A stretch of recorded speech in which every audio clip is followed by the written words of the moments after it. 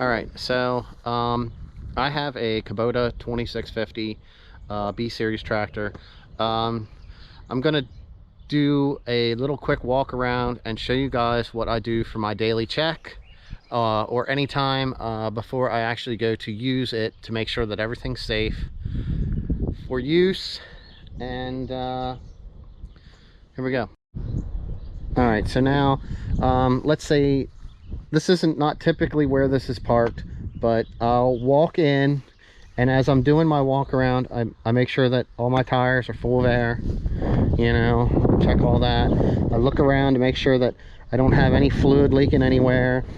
If I'm going to be using the bucket, I make sure that it's locked in, check all my lines, check my tires as I'm walking around. I make sure that I don't have any leaks on the ground, which is a good sign. And you know, tires are good. Typically I usually try to store my stuff with this down, just in case you know, if a kid or somebody would jump on here and somebody would be underneath that box blade and they would push this down, you know, anything underneath that, it's, yeah, it could be a cat, a dog, a kid, anything. So that's another thing I like to do. I like to make sure that I put this down. So that's actually in the down position when I have this in storage. So I mean, that's my initial, you know, if it's been a while since I've used this and I know it's been sitting in one place, I'll pop my hood, which I'll do that here. We got the hood open now.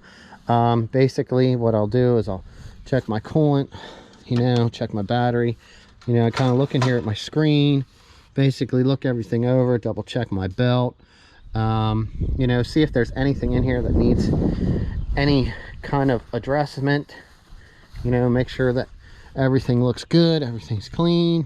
Same thing.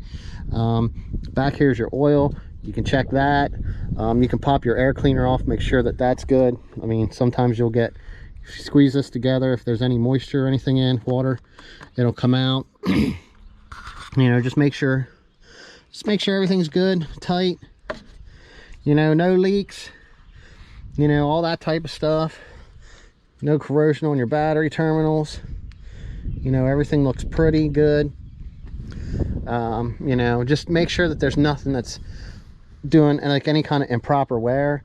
And you know, sometimes depending on what my hour count is, I pretty much try to do everything right at the 10, which will include, you know, going around and pumping some grease into all of the grease fittings on the machine.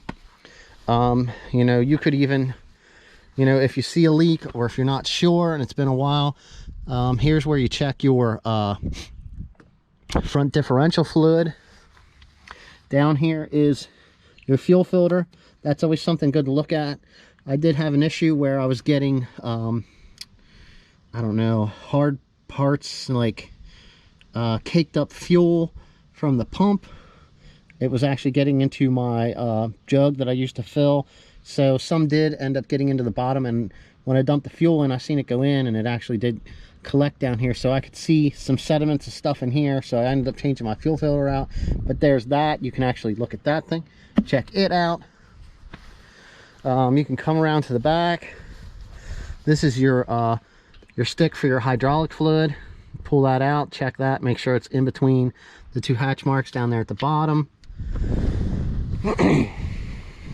You know, I mean, it all depends on the type of stuff that you're using this for, how dirty you got it, where you store it, how old it is. They're all going to be things that you should check. I mean, you know, we can turn this on. I can check all my lights. I can see if my headlights are working. You know, all that type of stuff if you want to. I mean, the turn signals, you know, make sure they're working. So, I mean, there's lots of things. There's lots of little things that you can add on to your little checklist. And it all depends. I mean, you know, if you know something is causing a problem or something that looks like it's more worn from the time before, you can always come back and check it out.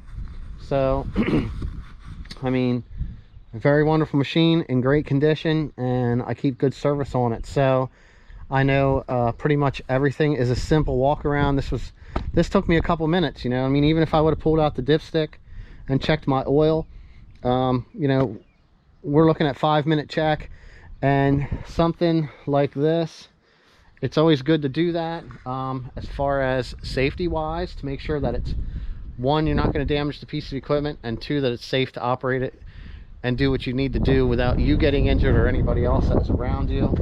So I mean, they're all good things to check. So hopefully that helped, or you learned something from that. And you know, off to doing some more tractor in here. Thanks for watching, guys.